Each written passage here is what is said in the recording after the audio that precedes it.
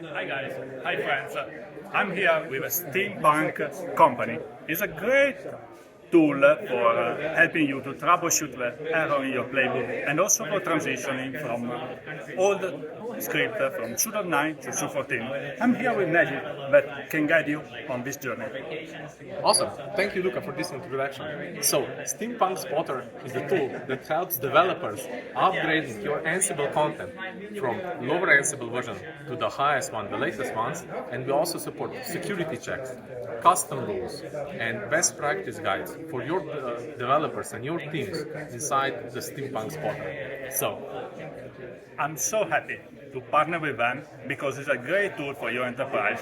Take a look. I'm creating some content with some in-hand execution, and this will be followed in the following weeks. We are here in this venue in Brno, DevConf, that is an amazing conference for all the developers worldwide about Red Hat products, and I'm so happy to be here. Thank you, Nejc. Thank you, Luca. Thank you, Steampunk, for hosting us, and yay! Enjoy. Let's automate more